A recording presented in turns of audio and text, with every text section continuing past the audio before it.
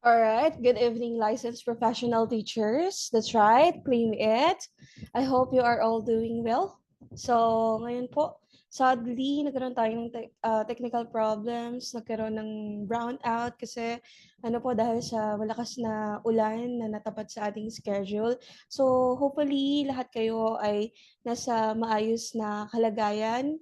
Despite sa masungit na panahon. So sadly, hindi ko kayo makikita, hindi ko man lang kayo makaka-interact sa ating discussion for today, which is very relevant din po talaga para sa atin, understanding the self. Kasi what we need here sa topic po natin ay we should learn understanding the self by heart. Kasi sa exam po kasi, sa Gen Ed, yung mga discussion po about sa UTS ay uh, most of it, as far as I remember, ay mga, what do you call this, situational. So hopefully you'll remember this by heart, and for sure, meron akong mga points na hindi mabibigyang focus, meron akong points na hindi mapapalalim or discussion concept. So hopefully, mag-dig deeper kayo after this discussion, after you watch this, and then mas mapalalim niyo pa yung pag-aaral niyo about sa understanding the self.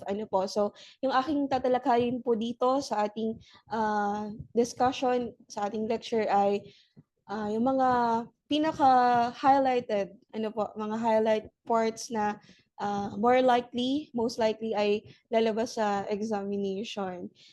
So maaari din naman na meron ako mga punto na uh, hindi pa mabanggit. So yun, kailangan mapalalim niyo pa yung pag-aaral niyo. So mas maganda na, na mapalawak niyo pa. I know. So ngayon po, uh, let's proceed. So, hold on. Yan. So, first of all, tip ko lang sa inyo ay always have your water with you. Bakit po? Kasi po, katulad ng sinasabi dito sa Women's Brain Health Organization po ay you have to keep yourself hydrated, which is katulad ko po talaga, masasabi ko na effective po talaga to kasi lalo na sa mga science major na nandito, kung nanonood man, kung meron man, ay it increases our blood flow and oxygen sa ating brain, which is talagang nakakatulong sa cognitive, uh, sa cognition natin. Po, at saka sa concentration natin. Yan. So, and relating it with our topic, yung topic po ay meron ding explanation si Shockley na ang particular understanding and interpretation natin patungkol sa tubig ay nag-reveal ng ating sense of identity ayon sa sa kanyang pag-aaral. Ano po, self-identity, sense of identity, sense of place, ayan, dyan uh, sa particularly dito sa the where and then our meaning and purpose in the world, which answers the question the why. So yun, hopefully you'll understand the importance of water, lalo na mag-exam tayo, kailangan natin yan. And then yan, so since recorded naman ito, so let's proceed na. So ayan, understanding the self. So we have here, there's gonna be 6 parts of our session about the self. So meron tayong 6 perspective, or meron tayong 4 perspective perspectives na about self. So yan, in addition to that is the physical self as well as the sexual development. Okay, so ngayon po, if you are a visual learner like me, so you may, perhaps you will respond with colors. Gumamit po ako ng colors of the rainbow here, the Roy G. Biv. So, if you will notice, so red, I have here the color of the red, the orange, and the yellow, green, blue, and violet. Ano, so yan, you may make use of that those colors para matandaan niyo yung mga puntos na sasabihin natin. So yan, let me introduce to you yung ating three Greek philosophers na relevant talaga, mga nagpasimula sa pag-aaral about sa sarili or sa self. So, mag-start po tayo sa philosophical perspective of the self. So, we have here Socrates, Plato, and Aristotle po. So, yan. So, para matandaan nyo, yung pagkakasunod-sunod na ang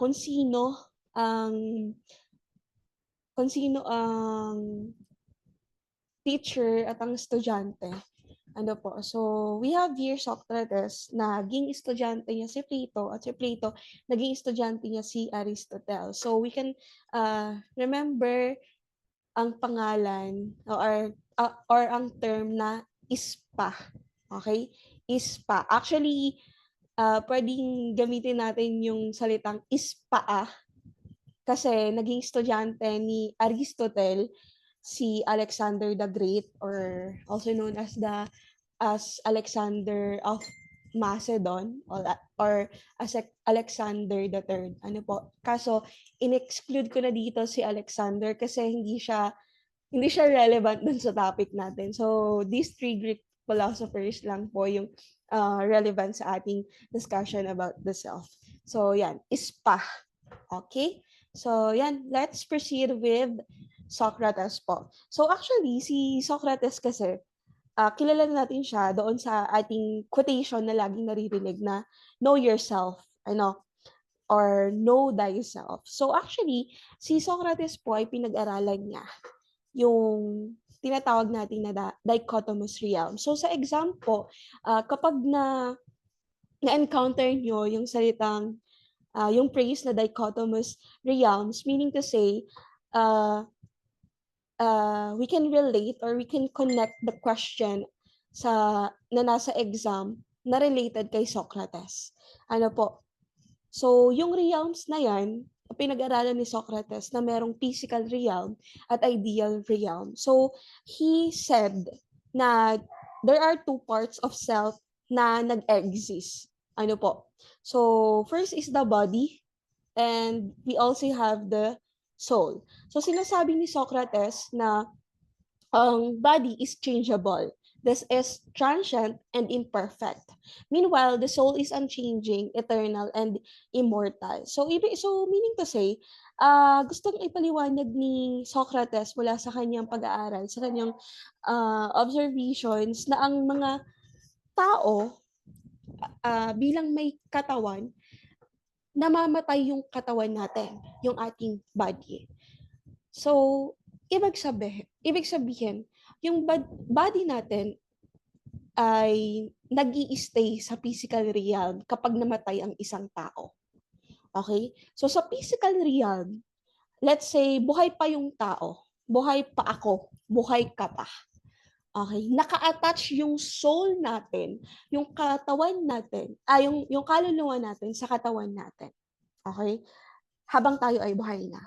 Pero kapag namatay ang isang tao, maaaring mawala yung body.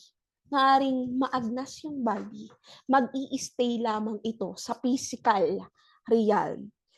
Pero ang soul, ito ay mahihiwalay sa katawan natin at magta-travel sa ideal realm.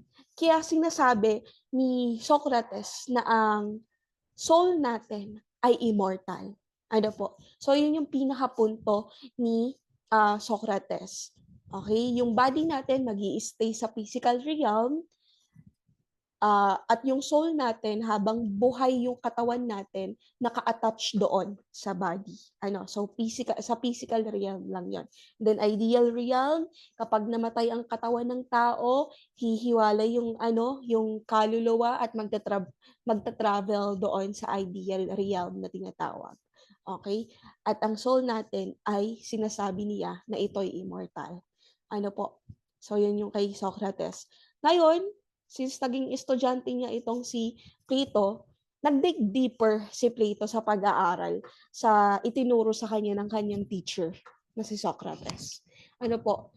Pero sa pag-aaral ni Plato, sa pagpapatuloy ng pag-aaral niya, nag-focus siya doon sa kaluluwa, sa soul. Ano? So, naniniwala siya, okay, sang-ayon siya sa kanyang teacher na ang soul ay immortal. At dahil nga naging interested siya sa patuloy na pag-aaral about sa soul na tinutukoy ng kanyang teacher, uh, na sinasabi niya that there are tripartite, okay, tripartite nature of souls. Okay, so we have here logisticon, thymoides, thymoides, and epithymeticon. Okay? So, yung tatlong ito ay yung nature of soul. In other words, characteristics of soul. So, sinasabi ni Plato na mortal nga ang katawan. Okay? So, sa pag-e-expand niya ng pag-aaral about sa soul, sinasabi niya na harmonious. Kapag harmonious ang tatlong ito na characteristic ng soul, ay ma-achieve natin yung tinatawag niyang ideal self or the perfect self. Ano? Again, sinasabi niya na kapag harmonious lang yung tatlong nature of soul na to, ma-achieve lang natin yung ideal self na tinatawag na perfect self. And that's the time na doon lang natin mafi-free yung soul natin from the imprisonment in the body. Kasi 'di ba dito kay Socrates, hindi naman niya ipiniliwanag kung paano nangyari na ang soul ay nagta-travel. Ano, basta sinabi niya na okay, na sa ideal realm ay mananatili ang soul, meanwhile yung body mamamatay. Ano, mag-i-stay sa physical realm at mawawala, magiging alikabok na lang, parang ganun. Ano po. So,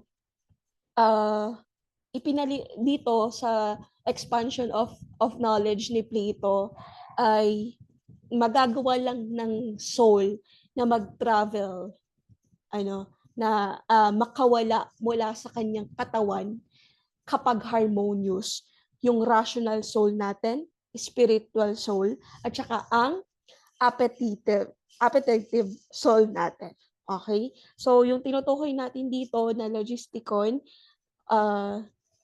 thymoides, at epithymeticon ay yung mga Greek words ito or yung ating mga or epistemology ng uh, na nature of soul. Okay po. So, yan. Rational soul talks about the reasoning of a person. And then spiritual soul, this refers to the emotions of human. And appetitive soul refers to the desire, the physical pleasure, and basic needs of human. Okay? So, sinasabi dito ni Plato na kapag meron tayong isa na hindi harmonious doon sa dalawa na nature or characteristic of soul, hindi makakawala yung soul natin sa pagkakakulong sa ating katawan. So meaning to say, magi-stay din siya sa ideal realm kung i-relate natin ito sa ideal realm, sa physical realm. Ano po kung i-relate natin doon sa unang pag-aaral ni Socrates. Ano? So yan po. And then yan. We have Aristotle. So si Aristotle naman, teacher niya si Plato. Dinebunk naman niya yung teacher niya. Ano? Dinedebunk ni Aristotle na yung sinabi ng kanyang teacher na si Plato na maaaring makawala, makalaya ang soul sa pangangatawan ng isang tao. Ano? So, itong si Aristotle, pinag-aralan niya din nagkaroon pa rin siya ng in-depth na pag-aaral about sa soul. sa soul. So, sa kanya naman, kung characteristics yung tinutukoy or nature yung tinutukoy ni Plato sa soul, pinag-aralan naman ni Aristotle na meron palang mga level. Okay? May 3 levels of soul. Ito yung first, vegetative soul. Second is sensitive soul. And we also have the rational soul. So dito, sinasabi kasi ni Aristotle na lahat ng living organisms ay may kaluluwa. Okay? Lahat ng may buhay, may kaluluwa. So meron tayong first level or yung lowest level.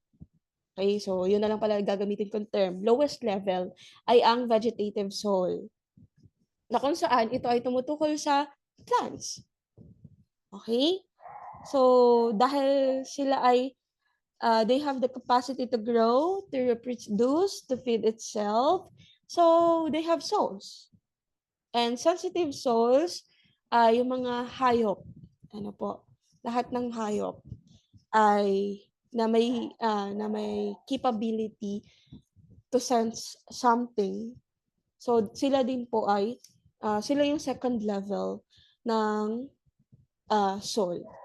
Okay? And then we have the rational soul, which is this will fall under the to human. This refers to human. Ano po? Kasi yung human, ito daw yung highest level of soul kasi we have the capability to think. Ano po? So we have the capability to feel, to grow, to reproduce, and feed oneself. Okay? So ngayon, anong pinupunto ng 3 levels na to ni Aristotle sa pinupunto niyang inseparable ang body at soul? So ngayon, since yung rational soul, this refers to human, okay, sa self ng human, then sinasabi niya na maa-achieve natin yung true self kapag may combination, kapag magkasama lamang ang soul or ang rational soul at ang katawan. Kasi 'di ba sa Tagalog, kapag sinabi nating rational soul, diwa ito. Okay, pag-iisip, diwa.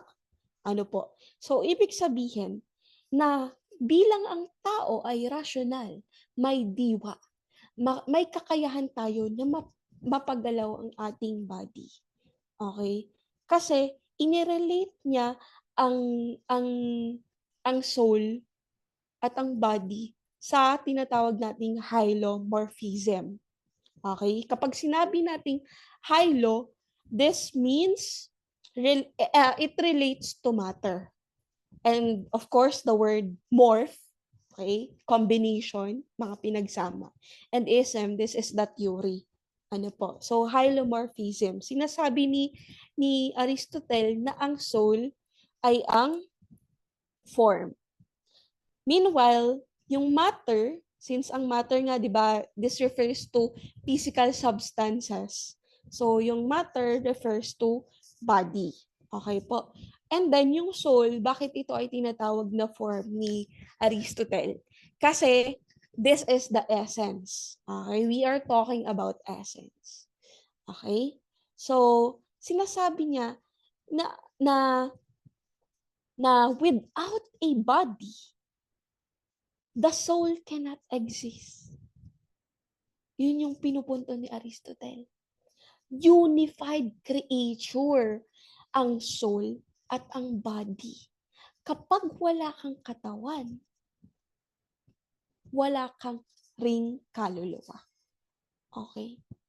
Kasi nga, magka-combine, inseparable daw, ang matter at ang form or ang body at ang soul. And since human have the capability to think, it means kung walang body, ano pang pagagalawin niya? Wala. So walang self. Nakukuha niyo ba? Nagegets niyo ba? Sayang, di ko kayo nakikita. Or kung saan na lang ako tumitingin at saka sa sarili ko ako tumitingin. Ano? So, hindi ko man lang kayo nakikita yung comments niyo or whatsoever. But anyway, so yun. Proceed na tayo. Sana na nakukuha niyo yung pinupunto ni Aristotle kung bakit niya dinebunk yung kanyang teacher na si Plato. Ano? So, yan po, yung tatlong Greek philosophers natin na kailangan yung pinaka dapat yung maalala. Ano po? And then, we have here next, tayo naman ay mag-proceed sa Christian or biblical view of self, pero based pa rin sa philosophical perspective. Ano po? So, let's first have St. Augustine.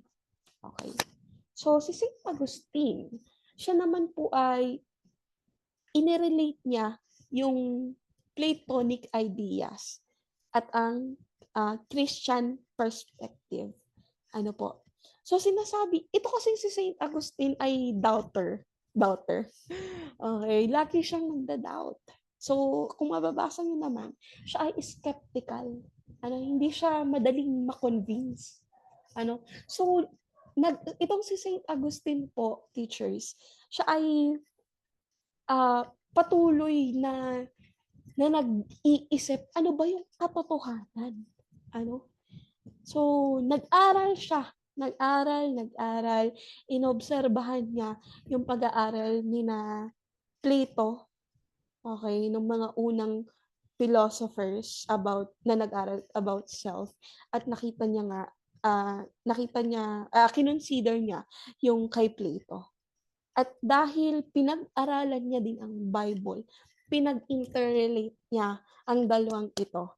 Kasi katulad ng makikita niyo dito, meron pa rin siyang doubt. Even after his conversion, he still have doubt. Ayaw niyang, ayaw niyang ang truth o ang katotohanan ay based lamang sa belief. Gusto niya may understanding din. Gusto niya ng in-depth understanding about the truth and about the self. So ngayon, sinasabi ni Saint Augustine na truth is immortal based doon sa kanyang pag-aaral sa Biblia. And since sinabi sa pag-aaral ni Plato na ang soul ay immortal din, that the soul is immortal, then soul is the truth, and the truth is God. So meaning to say, interrelated lahat ng ito. Ang soul is also capable of grasping the truth. So meaning to say, the self is known only through knowing God. Okay? So meaning to say, teachers, na kung ang soul is immortal and truth is immortal and God is the truth. So meaning to say, soul is the so meaning to say, ito ang lahat ay interrelated ga. So mauulit ko na naman. So yun yung pinaka ang pinaka pinupunto ni Saint Augustine na sa pagiging doubter ng isang tao about the truth, kung ano nga ba ang katotohanan. Ito yung nagiging dahilan kung bakit nabubuo ang self. Okay? So sa paniniwala ng isang tao about sa katotohanan, kung ano na nga ba ang katotohanan, then yun yung self mismo. The very point that you are thinking about truth and interrelating it and relating or connecting it to God, then that's the self. Okay? And both truth and soul is immortal, and so is God. So yun. Yan po yung kay Saint Augustine. The combination of Plato's ideas and Christian's perspective. So kasi si God, eternal, truth is immortal, soul is immortal. So, lahat sila interrelated. So, yan. And then, let's have St. Thomas Aquinas naman.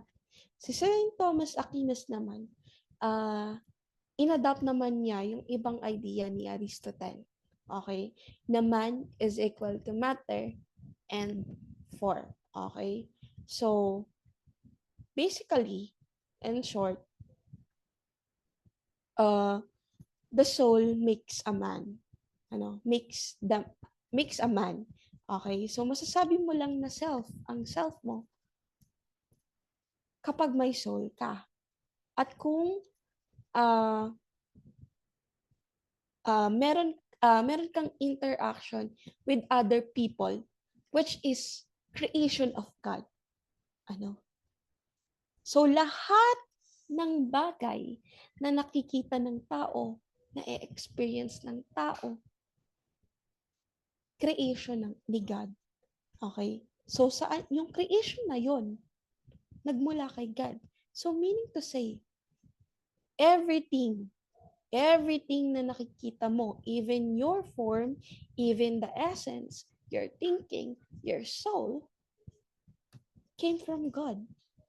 At ang lahat ng yan ay nabuo dahil kay God. So meaning to say, hindi ka matatawag na self kung soul ka lang. Dahil hindi ka ganyan ginawa ni God. Binigyan ka ng katawan. So meaning to say, kapag ang self ay matatawag na self, kung may katawan at may soul. Okay? So katulad ng sinabi ng Aristotle, inseparable ang matter at form. At inirelate ni St. Thomas Aquinas na ginawa ng Diyos ang katawan mo along with your soul. Kaya ang self ay combination of matter and form or hyle and morphe. Okay? So yan yung pinaka pinupunto ni St. Thomas Aquinas. Wherein, yan, Aquinas believed that natural reason can demonstratively prove God's existence. Yung thinking pa lang na meron kayong diwa ay nagpo-prove na nag-e-exist si God at siya ang mover, siya ang primary cause of everything. So yan yung sinasabi ni St. Thomas Aquinas, which is based on the Bible na combination ng idea ni Aristotle. Ano po? So yan. Yan yung dalawang Christian or biblical view of self. Okay? Na related sa philosophical perspective ni Aristotle at Plato. Okay? So let's proceed naman here kay René Descartes. Ano po? So, siya ang father of modern philosophy. So, sinasabi na ba ni René Descartes that I think, therefore I am. Okay? So, sinasabi niya na yung awareness natin na may salita, na ang awareness pa lang natin na may salitang self ay ang ebidensya na merong self. Okay? May idea tayo na may self ba? Yun pa lang, yung awareness pa lang natin na may naiisip tayo kung may self ba, yun na yung proof na tayo ay na nag-e-exist ang self. So dito sinasabi niya, wait lang, let me i-ano ko lang yung pen ko. Yung laser point. Yan. So meron siyang tinatawag na dualism. Ay, nawala. Wait lang.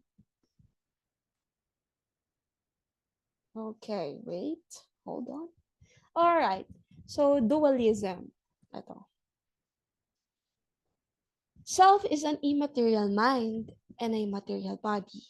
So sinasabi dito na ang pinaka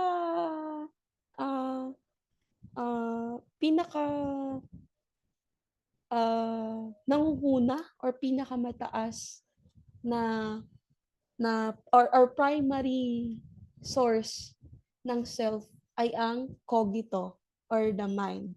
And then the extension or the extensa is the body.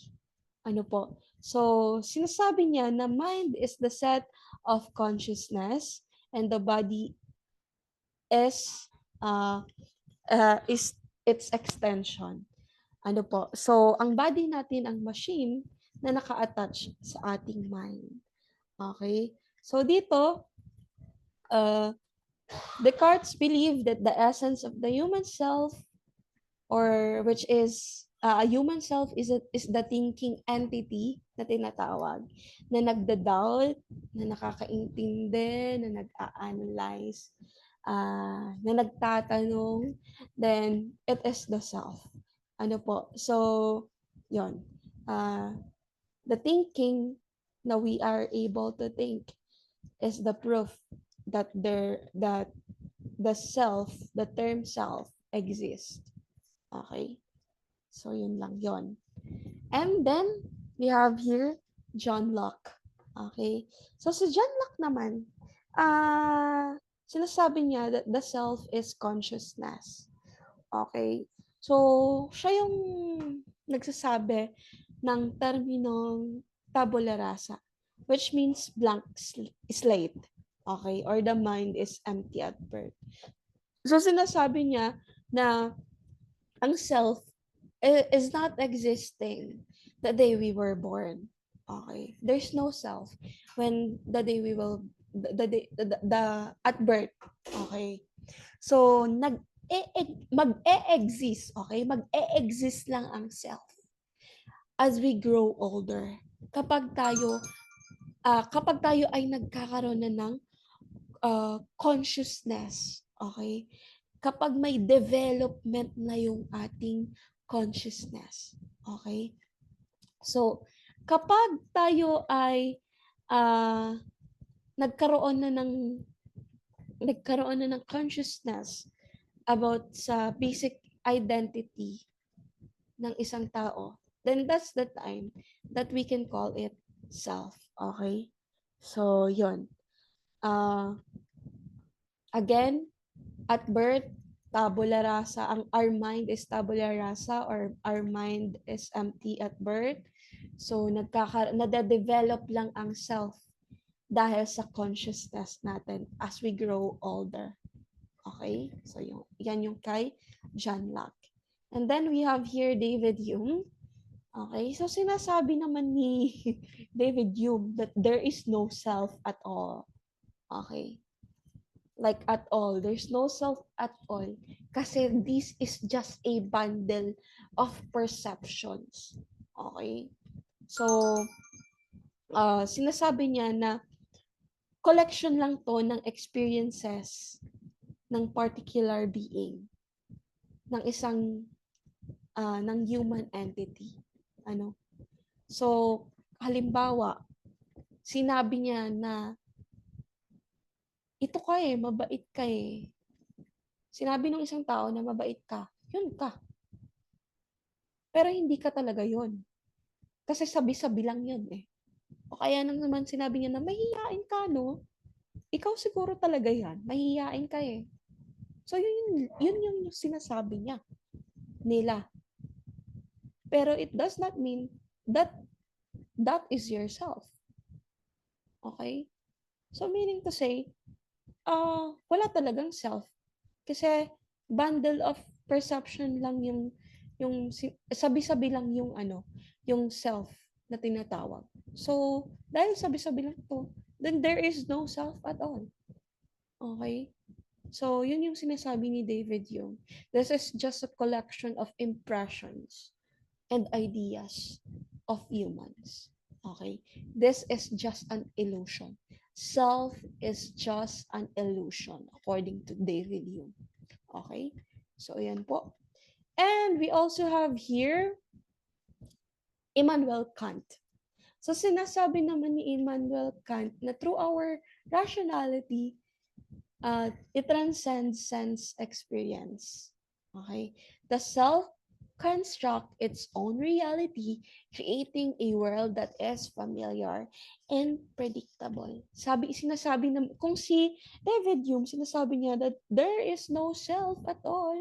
Kasi sabi-sabi lang na merong self, ganyan ka, ganito ka, ganun. So, meaning to say, wala talagang self. Si Immanuel Kant naman, sinasabi niya na tayo ang bumubuo sa self natin through our rationality. Okay. So, sinasabi niya na through our sensory experience, okay, na nabubuo natin. So, nagkakaroon tayo ng experiences, nagkakaroon tayo ng ideas about the world, nagkakaroon tayo ng self-awareness. So, meaning to say, nabubuo natin kung sino tayo. Through our rationality, we able to construct ourselves. Okay? So, yan. And, meron din siyang tinutukoy na human person has an inner and an outer self which together from her consciousness. Okay? So, ito na ngayon na ang inner self refers to psychological state natin, our mind. Kung ano yung mga naiisip natin, ano po, sa araw-araw ng ating buhay. Okay? And then the outer self naman, this refers to our senses, to the physical world. Kung ano yung mismong physical na nararanasan natin. And then the combination of our inner and outer self, we combine it. And when we combine it, we construct who we are. We construct ourselves. So, yun yung kay Immanuel Kant. Okay? So, yun po yung kay Immanuel Kant. By the way, kay Immanuel Kant, sinasabi niya, he bases on reasoning. Okay? Not in religion. Ano po? Again, si Kant ay nag-base sa reasoning, sa logics, instead of religion. Okay? So, sa discovering oneself through rationality, through reasoning. Kasi sinasabi niya that ikaw yung driver ng buhay mo. So, ikaw ang makaka-construct ng self mo. Okay? So, yan yung kay Immanuel Kant. We have here Maurice Merleau-Ponty, okay, or Maurice Ponty. So, dito naman sinasabi niya that one's body is his opening toward his existence to the world. Okay, so sinasabi naman dito niya na that there is inextricable union between mind and the body. So meaning to say, and intertwined ang ating mind and ang ating body. So we're not talking about the soul only, okay? We're referring to the mind and the body. Na kung saan, kapag nag-work together ang dalawang ito, ay makakaranas tayo ng emotions, experiences, okay, so, na magre-resulta sa ating self. So, dito, although nakakalito, di ba? Kasi magkakahawig lahat ng ang philosophical perspective. Meron lang konting naiiba. Pero dito, ang highlight, kung ang kay Immanuel Kant, he is focusing on the mind kasi nga through rationality yung sinasabi eh. To construct oneself, it is to construct oneself, it is based on our rationality. Ito namang si Maurice Ponty, ang highlight naman niya is the body. Okay? So yung body daw natin ay ang pangunahing driver para mabuo yung ating ma-found natin or makita natin yung ating self. Okay? Kasi yung body natin ay nakaka-experience lahat ng sensations and emotions. Katulad ng pagtibok ng puso natin, kung anong mga nararamdaman natin, yung feelings natin, na i-intertwine doon sa mind natin. So, ibig sabihin, yung body natin ay yung opening towards to the existence of the world. At kapag naranasan natin yung iba't ibang bagay na that's the time that we will found ourselves, who we are. Okay? Doon natin malalaman yung kung sino ba tayo, kung ano nga ba ang self. Okay? So sinasabi niya na all experience is embodied. Okay? So dito again highlight niya is the body. Okay? So we grow, we move in the world, and then we learn. Our bodies learn uh, to harmonize to everything that surround us, with everything that surround us. Okay? And naa-adapt natin 'yon ng ating mind, so nai-intertwine siya sa ating body at nabubuo yung self, or nahahanap natin ang ating sarili. Ganon.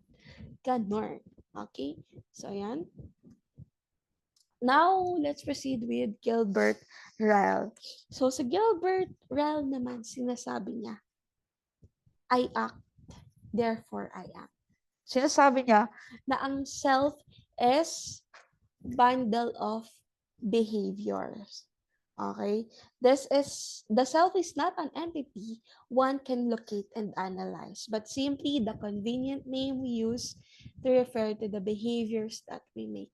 So sa madaling salita, kung ano ang idinidikta ng ating isip, yun ang isinasagawa ng ating katawan, at kung anong isinasagawa ng ating katawan, it reflects who we are. And when it reflects who we are, when our actions reflects who we are, then that's what we call self. So yun lang. Yun na yun. Yun yung pinupunto ni Gilbert Ryle about sa self. Okay? So, yan. I hope you are able to grasp the differences of this philosophical perspective. So, yan. Proceed na tayo. Sa tingin ko naman malinaw yung kay Gilbert Ryle. Proceed na tayo kay Paul Churchland.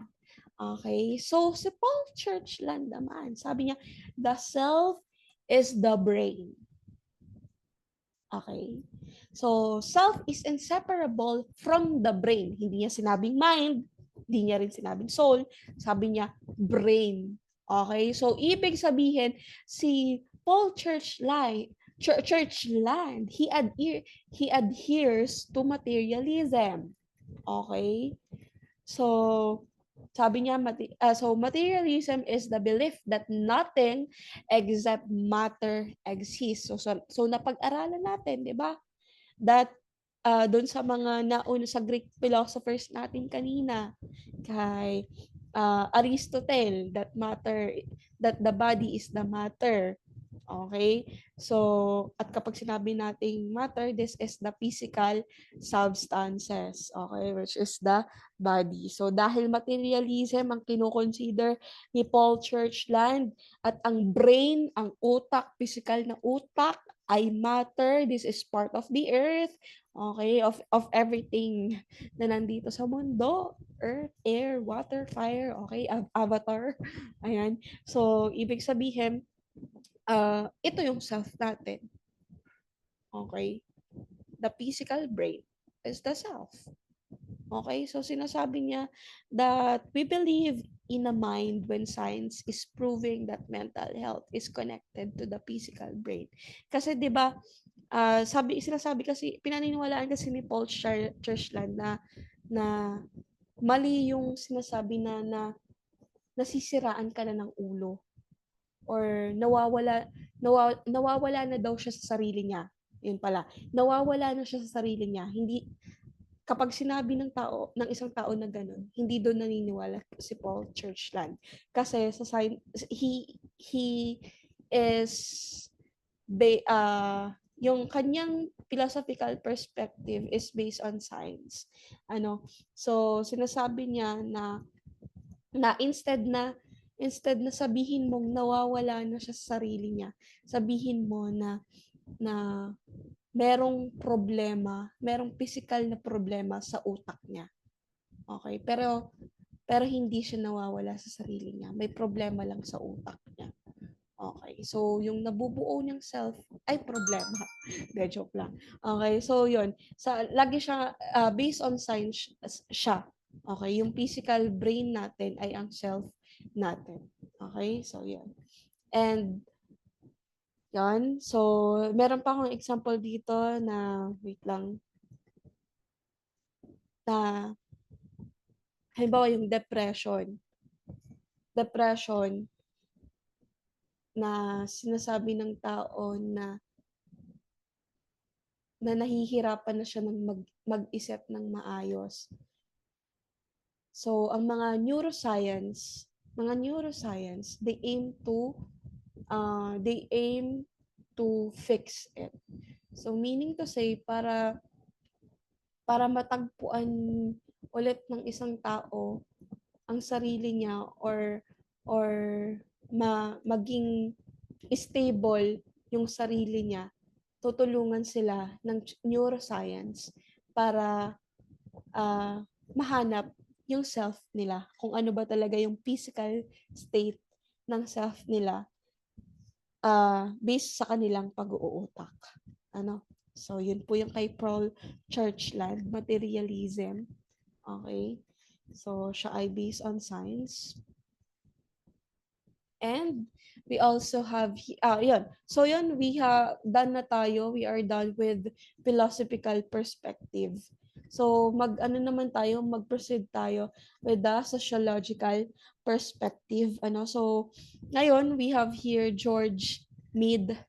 Okay, so sinasabi ni George Mead na self is not there at birth. Self is influence restricted only to significant others and generalized others. So sinasabi ni George Herbert Mead na merong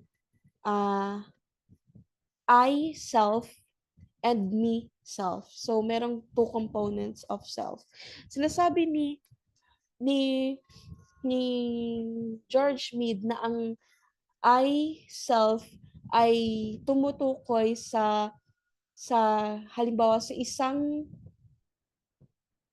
isang batang nakakapag-isip na.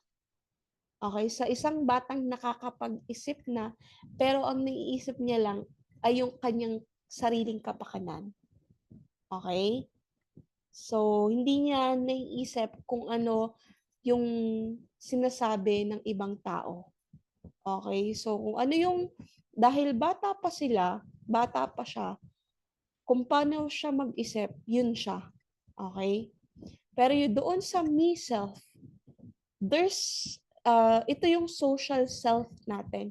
Yung me self is nako-connecta na natin sa kung paano tayo nakikita ng ibang tao. Okay? As we grow older, we also develop our personality. Nagkakaroon tayo ng personal growth and self-development. Okay? By means of social interaction. So, we define ourselves based on what people's response about who we are. Okay? So, example, sabi nila mahina ako.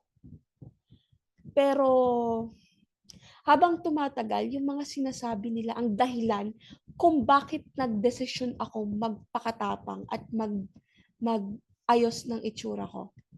Okay? Sabi nila mahina ako kasi pangit ako.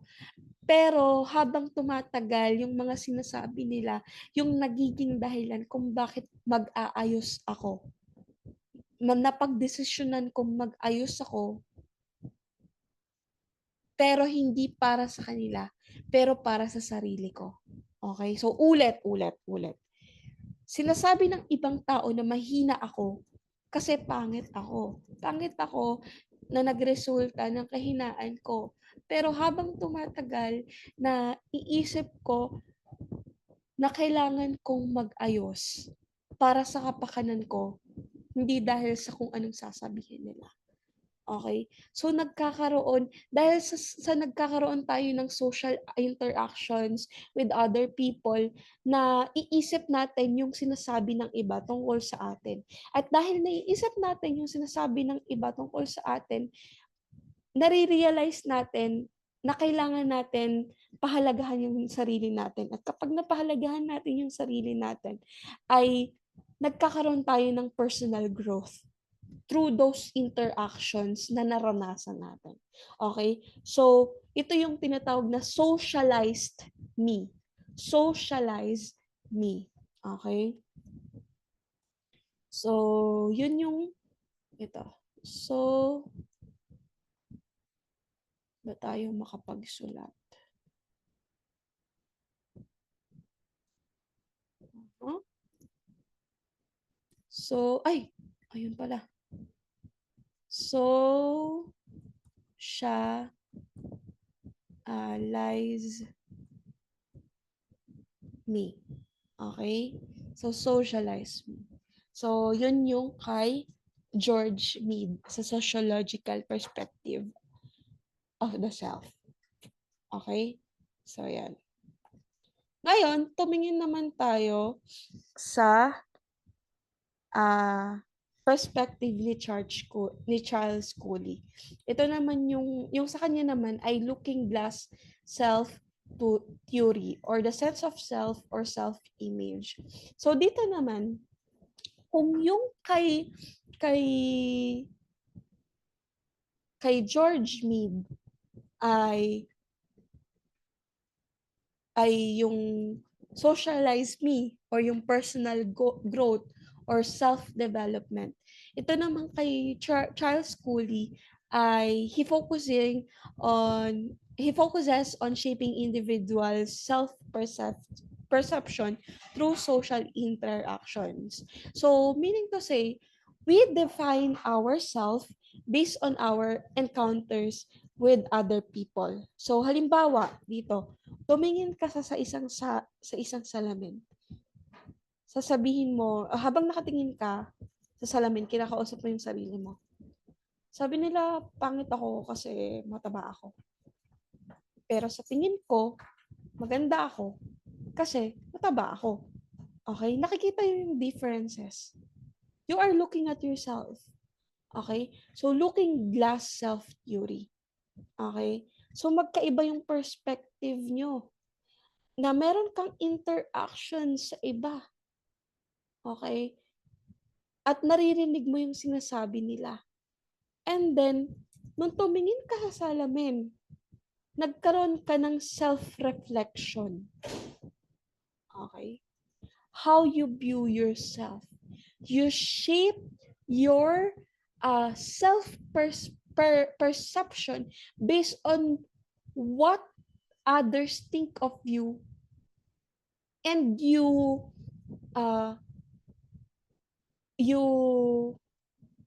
compare it on your self-perception.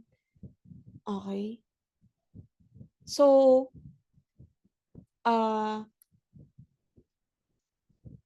naiimpluwensyahan ng sarili nating imagination or sarili nating pag-iisip pala rather, or opinion, kung paano natin i-view yung sarili natin. Okay? So, nakukumpara natin kung ano yung naiisip natin patungkol sa sarili natin at kung ano yung naiisip ng iba. Okay? So, yung nabubuo or nade-define natin yung self natin based sa ating past experiences at sa current experiences natin na-involve yung ibang tao. Okay? So, halimbawa, isa pa ulit na halimbawa, ulitin ko. So, tumingin ako sa salamin, sabi nila mataba ako. Pangit ako kasi mataba ako. Pero naisip ko yung past ko. Iisip ko yung past ko na sabi kasi nung ibang tao dati ay parang dahil nangangayayat ako, pumapangit ako, nagiging lawlaw yung balat ko, masyado akong butot balat, okay? Yung self-esteem ko bumababa. So I decided na as I grow up, ay kumain muna ng kumain kasi para sa sarili ko naman yun. At ngayon na nandito na ako, ang nakikita ko, maganda ako kasi mataba ako. Okay? So, nire-relate mo, kino-compare mo yung past experience mo na from your self-perception at yung naiisip ng ibang tao about sa'yo. So, ganun siya. Ganun yung social perspective ni Charles Cooley about self. Okay? So, si Charles Cooley, nagpo-focus siya sa self-perception.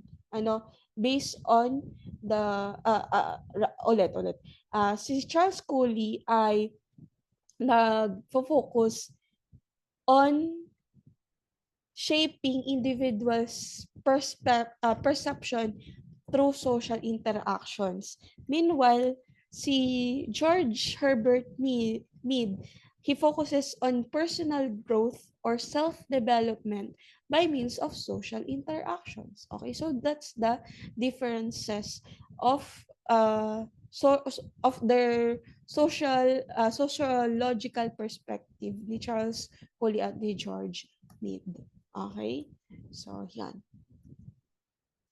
And then, yan, meron down na tayo sa philosophical and sociological perspective. Dito naman tayo sa anthropological perspective, okay? So, dito, in their attempt to arrive at a holistic concept of the self, anthropologists, sorry, nauutal na ako, look at the full range of human persons by studying people in all parts of the world at different times and at different levels. So, dito sa perspective ng anthropology naman, kapag sinabi nating holistic, di ba? Yung kabuuan, we're not just referring to philosophy or the physical things, ano, we're not just referring to mental health, solo, pero yung combination ng lahat ng to, ano, as a whole. Okay? So, we are looking at self as a whole. Okay? So, lahat ng concept. Okay? Holistic concepts of the self. Okay? So, so dito, kapag sinabi nating anthropos, it means man. And logos means meaning, study, or science. So meaning to say, the anthropology is the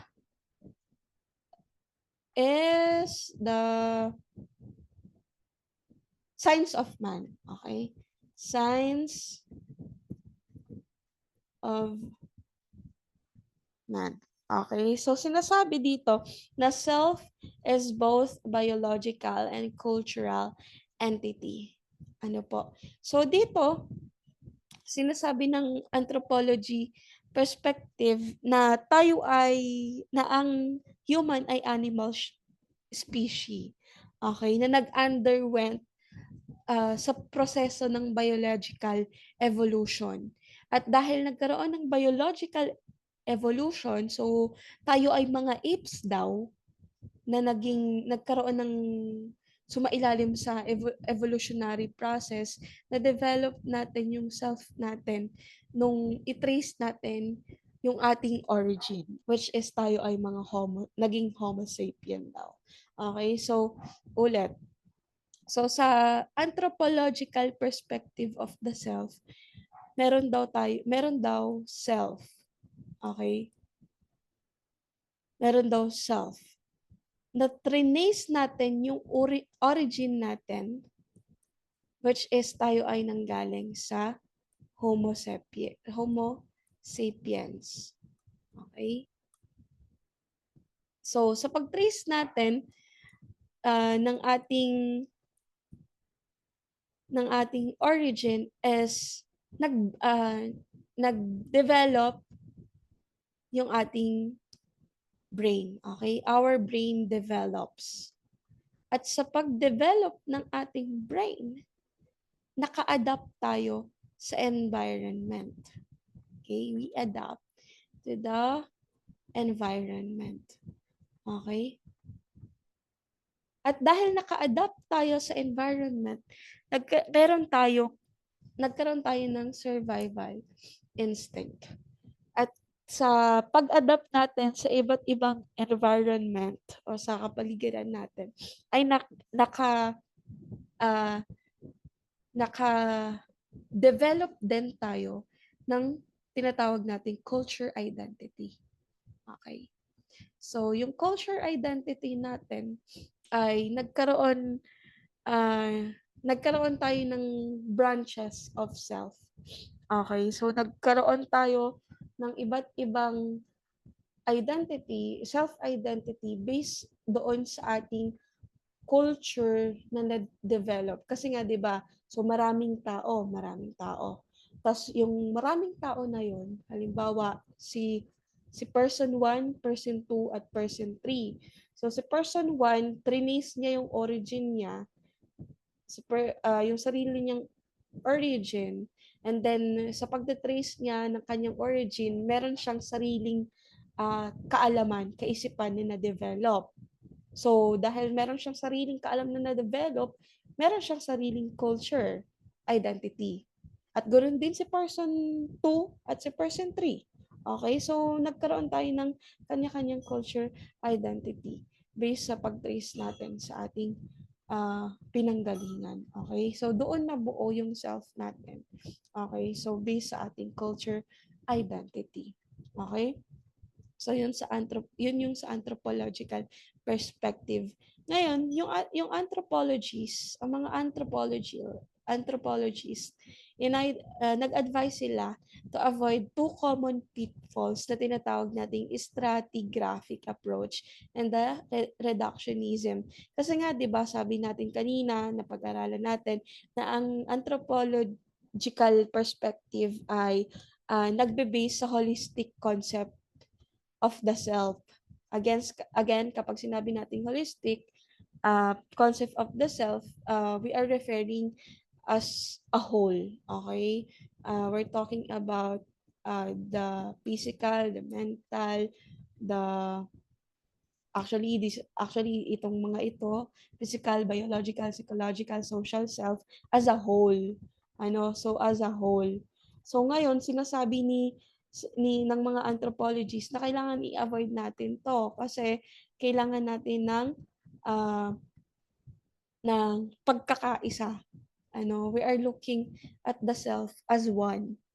Okay? So kailangan nating iwasan 'to stratigraphic approach kasi ito daw yung collection of bits or pieces o yung mga pag-aaral about sa self na pinaghiwa-hiwalay. Okay? Which are these four, the physical, biological, psychological, and social self. Ganon din sa reductionist approach. Kumbaga, ang reductionist approach, meron kang self, tapos hinimay-himay mo pa din. So halimbawa, ipasok natin dito sa physical self. Okay, i-relate natin yung reductionist approach doon sa stratigraphic approach na under sa division ng physical self. So, meron tayong physical self, tapos sa reductionist approach, tinutukoy pa niya or pinag-aaralan niya pa, hinimay niya pa na merong brain self, merong mind self, merong ano ba? Mental self, ganon. Meron tayong self through experiences, ganon. So, hinimay-himay. So, ito yung iniiwasan daw ng anthropologists.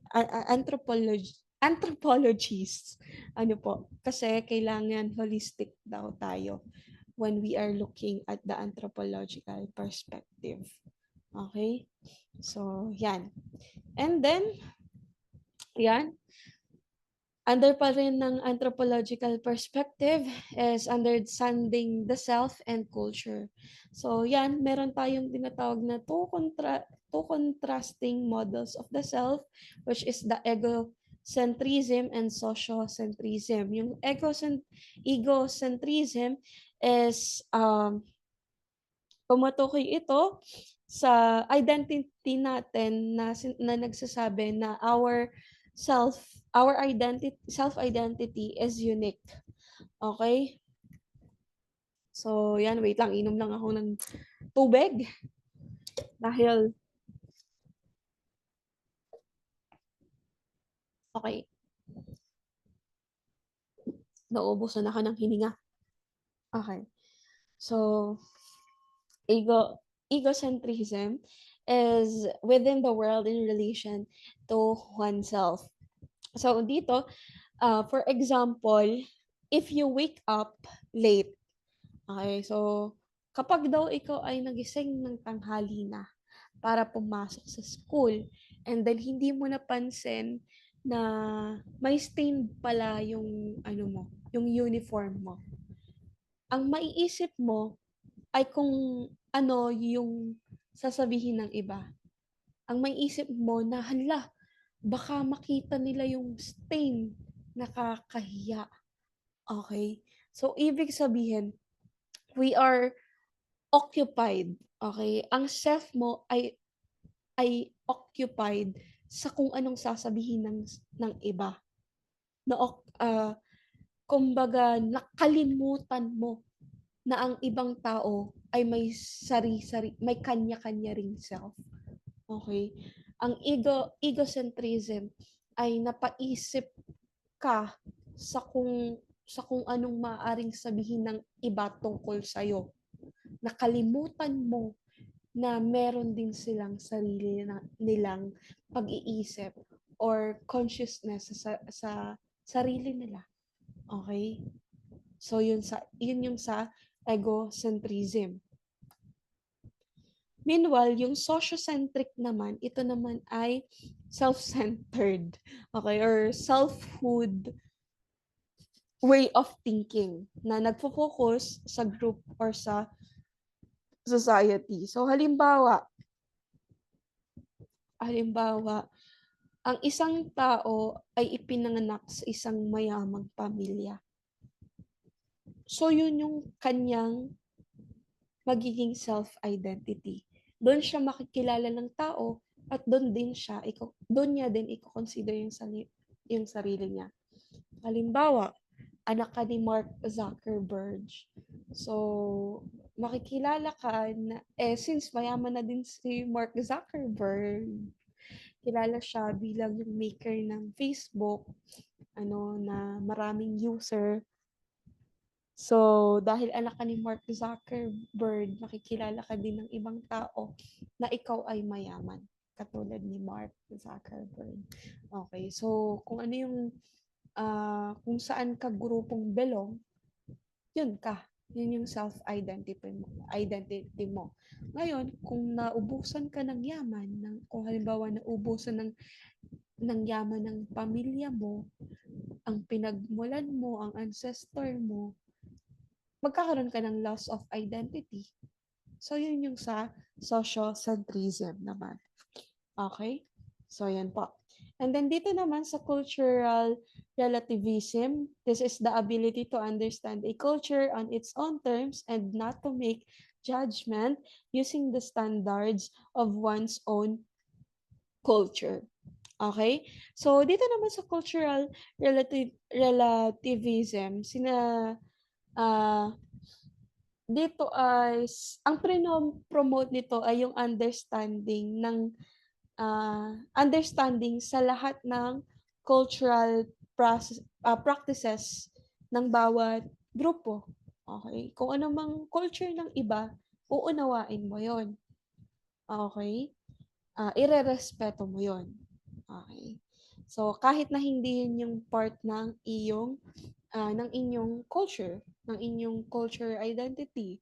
Okay? So cultural relativism is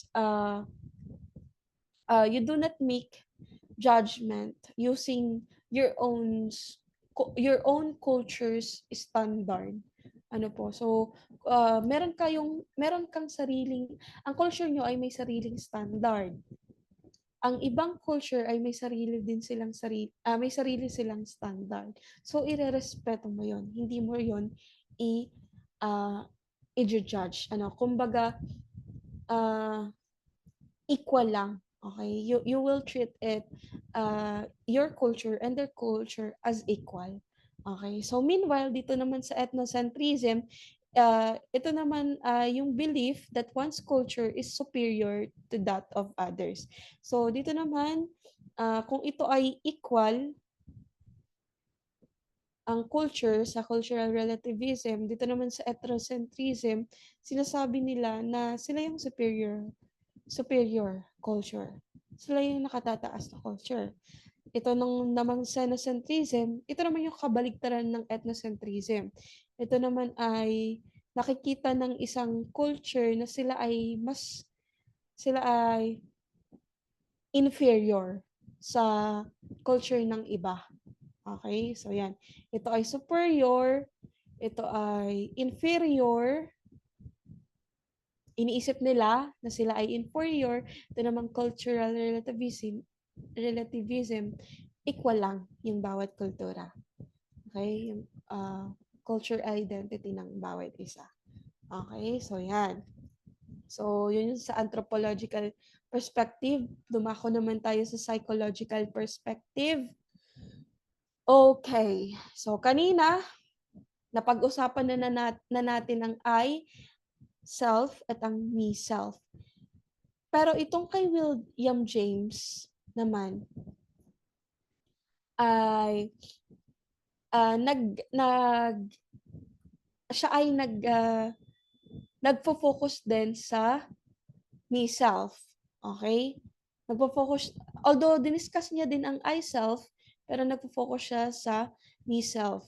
Kung yung kanina ay socialize self ang tinutukoy, socialize me, dito naman yung termino naman ni William James sa me self ay empirical self.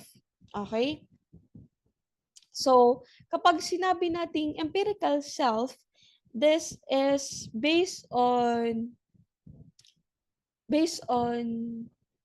observations or experience rather than theory or pure logic. Okay? So, sinasabi ni William James that there are material self, there are social self, and spiritual self. So, dito ay uh, itong tatlong self na to ay mga empirical or na-oobserbahan or mga observe self. Okay? Mga na-oobserbahang self-identity. Okay? So, material, na-oobserbahan yan sa mga physical na bagay na pinoposes ng sarili mo. Social self, kung paano ka ba makitungo sa ibang tao, kung paano ba mo ba pinepresenta yung sarili mo sa iba't ibang klase ng tao. So, iba, ang social self mo ay iba, ang self mo, iba ka makitungo sa iyong pamilya. May self ka kapag nakikitungo ka sa kaibigan mo. May self ka sa pakikitungo mo sa strangers. Okay? So, yon. And then, meron ka ding, tawag dito, meron ka ring spiritual self na kung saan ay tumutukoy sa mga paniniwala mo, sa beliefs mo. Okay? So, meaning to say, kung ano yung consciousness mo, kung ano yung subjective reality mo, then iyon yung self mo. Okay? So, yun yung three components of self na empirical, ano po, or observed self. So, hold on, teachers, i-charge ko lang po ang laptop po.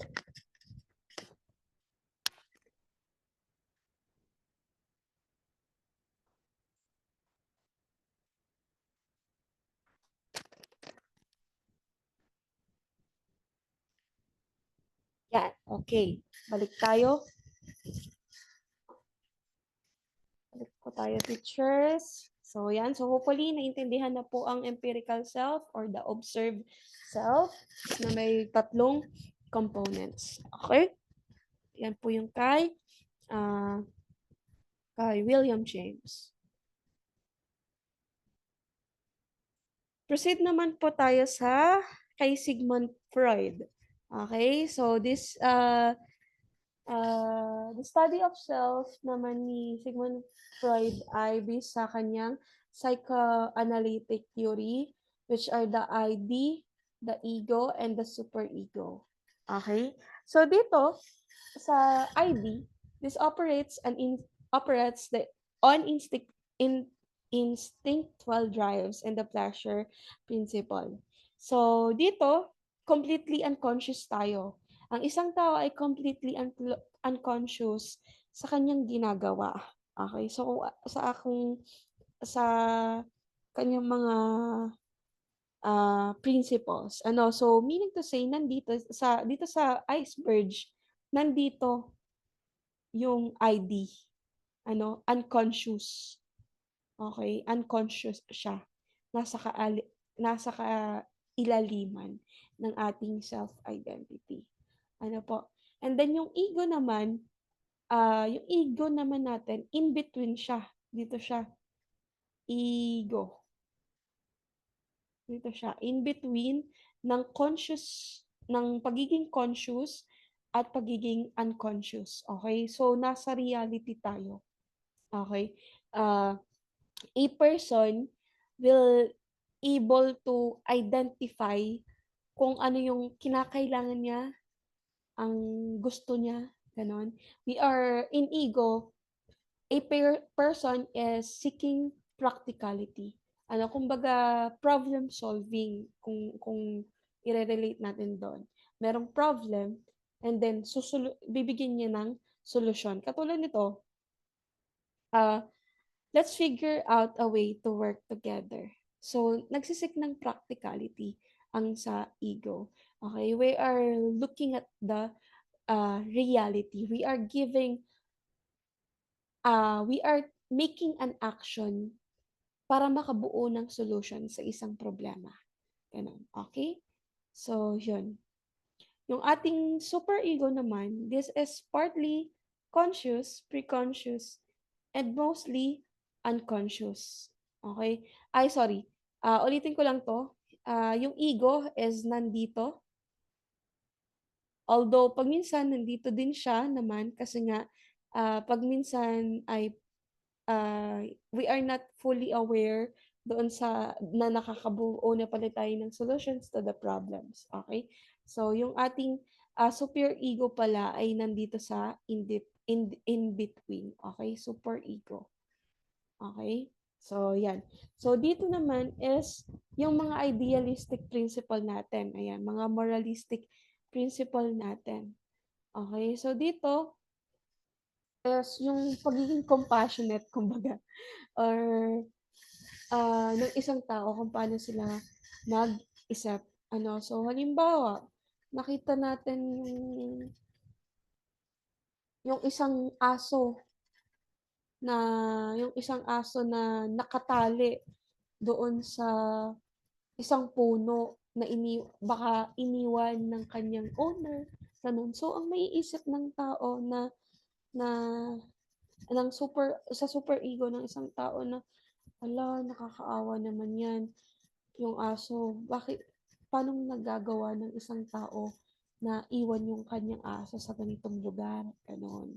So, so ang ego, paano natin i-relate doon sa sitwasyon na yun, yung ego. So, yung tao na yun gagawa ng paraan. Halimbawa, wait, tatawag ako ng animal rescuers or kung ano mang tawag sa kanila para matulungan yung aso at ma-adopt ng ibang owner. Okay? O kaya naman yung sa ID, kung i-interrelate natin yung ID, kung ipapasok natin yung ID doon sa situation na yon, ang gagawin natin ay automatically pakakawalan natin na lang yung aso. Ganon. Okay? So, yun yung unconsciously, automatic nagagalaw yung mga paa natin, yung ID ang pinag-uusapan natin automatically yung paa natin lalapit doon sa aso para pakawalan yon. Okay? So, kung yun man ay aggressive or hindi, doon na lang natin unconsciously din na mapapalayo na lang tayo, di ba? So, that's the ID. So, automatically, yun yung, kung ano yung automatic response natin sa isang bagay, yun yung ID natin. Okay? So, yan. Yun yung kay Sigmund Freud based on his psychoanalytic theory of self. Okay? So, yun yung ating psychological perspective, yung kay Sigmund Freud at saka yung kay William James. Okay? So, let's proceed with unpacking the self or the focusing on the physical self. Okay.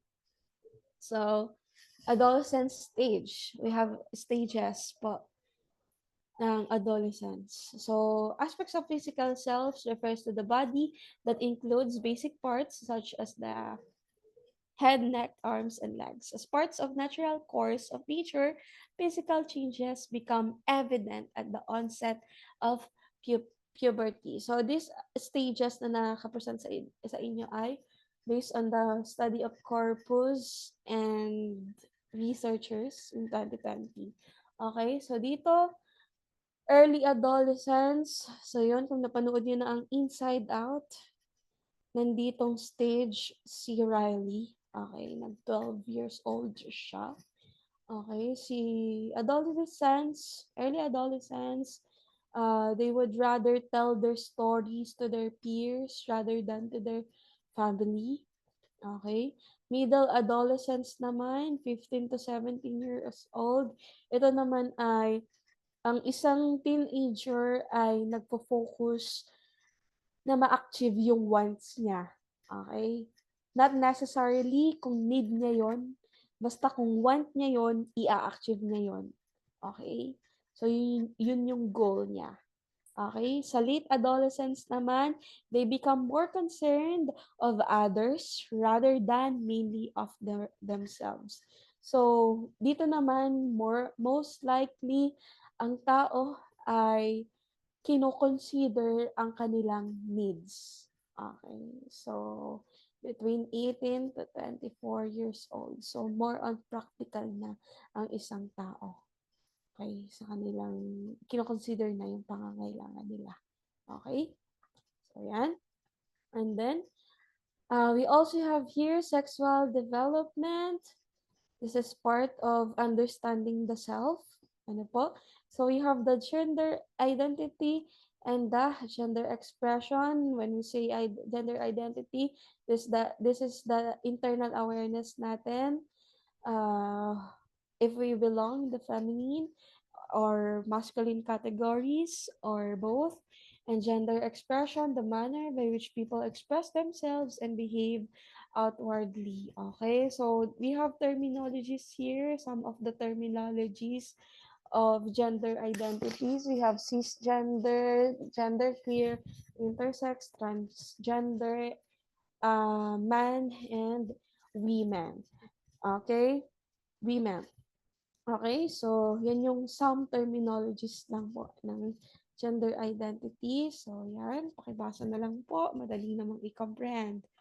Okay, so we also have here the sexual development when it comes to sexual behavior. Okay, so we have what we call erogenous zones. Okay, these are the area in the human body that have heightened sensitivity, which can produce a sexual responses. So, teachers, to understand yourself po, yung makikita niyo po ditong mga terminologies are the body parts natin from the highest arousal score to lowest arousal score natin. Okay? So, this is part of understanding the self para maintindihan natin ang ating mga sarili at ang ibang tao.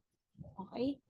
And then we also have here what we call triangle model of love. We have what we call intimacy, passion, commitment, and consummate love. Okay, we also have here for you to learn better ano po, sa inyong exam. So we have here, I included here additional points para matulungan ang inyong sarili kung paano nyo ba maiintindihan yung sarili nyo para madalian kayo sa pag-aaral sa exam.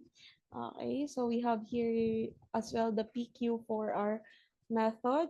Pwede nyo po yung sundan. And yan, setting goals for success. Albert Bandura's self-efficacy. We have 4 ways to develop it. So yan, it's up to you if you will be considering it. By the way, you may also deepen your knowledge here because maaari yang pasok sa ating sa exam, ano, yung kay Albert Bandura. And then we have here fixed mindset and growth mindset.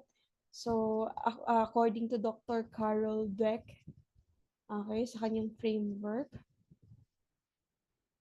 And then Locke and Latham goal setting theory. So we also have 5 goal setting principle.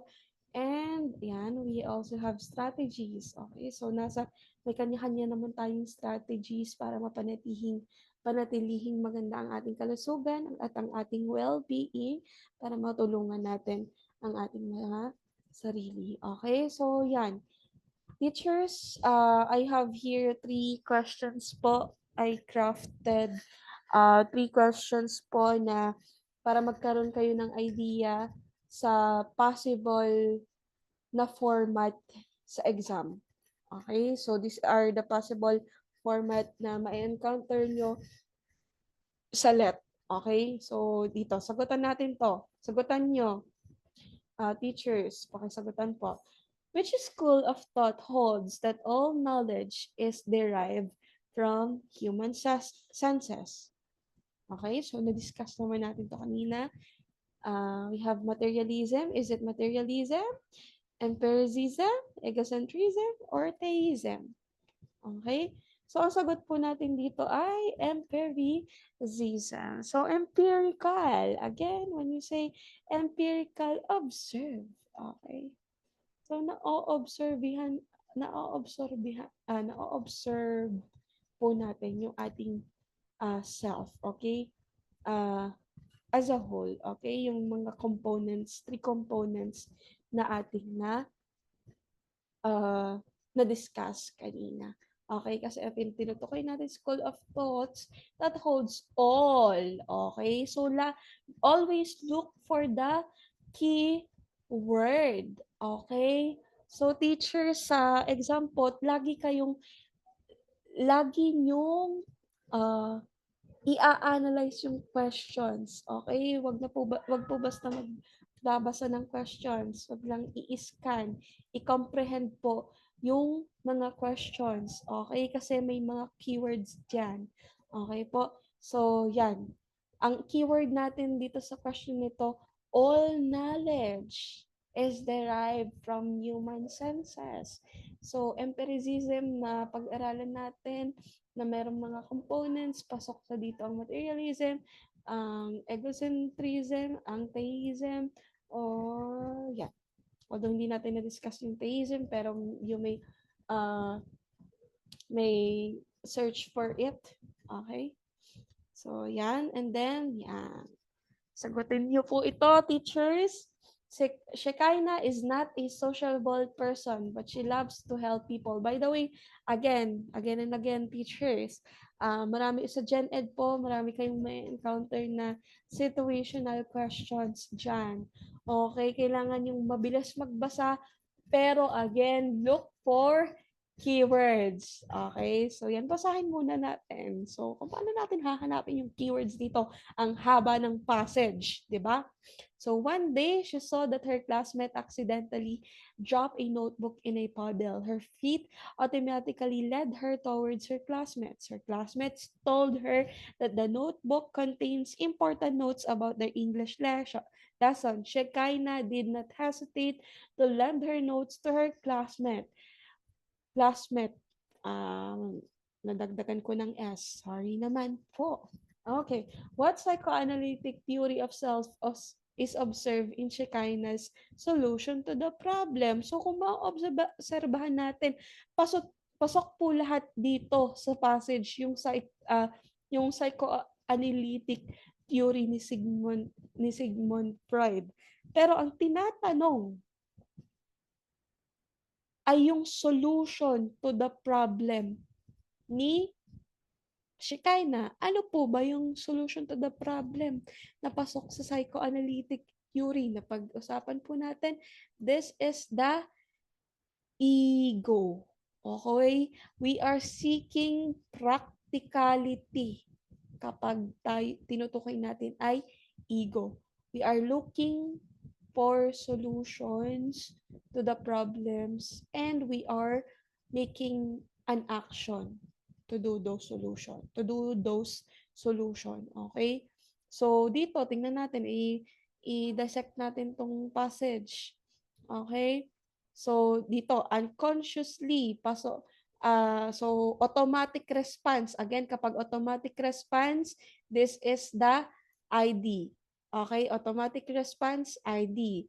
So her classmates told her that her notebook contains important notes about her English lesson. So dito, Shekinah did not hesitate to lend her notes. Dito na yung ego, seeking practical solutions. Okay, practical solutions, ego.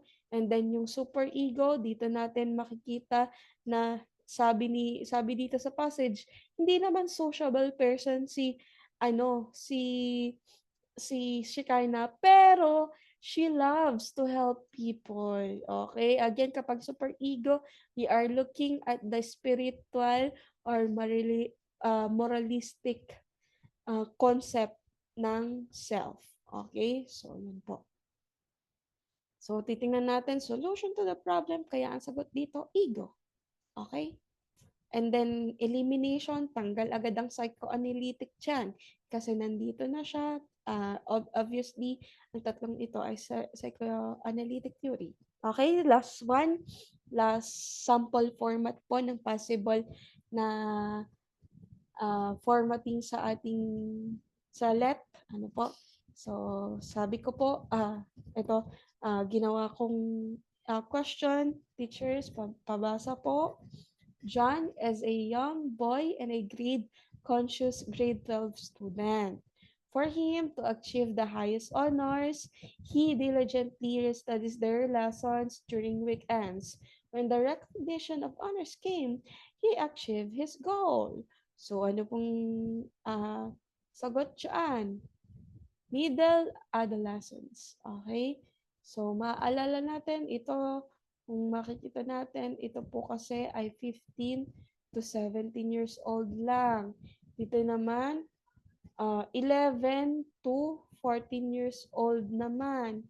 Ano po, yung sa early adolescence, dito, middle adolescence ay 15 to 17, ay nakalagay dito 20. Ang 20 years old ay late adolescence na, pati yung 19, di ba? So, itong dalawang to, pasok dito sa late adolescence. So, meaning to say, eliminate na natin yung letter A, eliminate na natin yung B, and then, ang pamimiliin na lang natin, middle at late adolescence. And since naaral po natin na sa middle adolescence ay ang mga teenagers ay nais ma-achieve ang kanilang mga wants, ang kanilang mga goals. So, meaning to say, the answer is middle adolescence. Okay? So, that's it po, teachers. Hopefully, meron kayong mga insights, may mga natutunan po kayo sa akin. And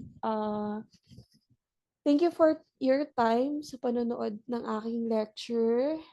Sana po ay um, magamit nyo yung lecture natin sa sa inyong exam. So, in advance, congratulations, LPTs. Ayan. Uh, Thank you so much and have a good day. Although it's already as of now, it's already 8:37. Kung tutuusin, may 30 minutes pa kung live tayo. Pero maaga kasi ako nagsimula kanina, mga 6, before 7, nung nag-chat po si Sir Roy na hindi na makakaano, na brown out pa because of ulan. So, yan. Yun, hopefully, during our discussion, natagpuan nyo rin ang sarili nyo. Although there are points na nakakalito, sana po ay balikan ninyo at palalimin nyo pa yung inyong pag-aaral tungkol dito. So, thank you so much. Again, drink plenty of water. Promise, makakatulong po yun sa inyo. Thank you so much, teachers. And that's it. Goodbye. Have a good day.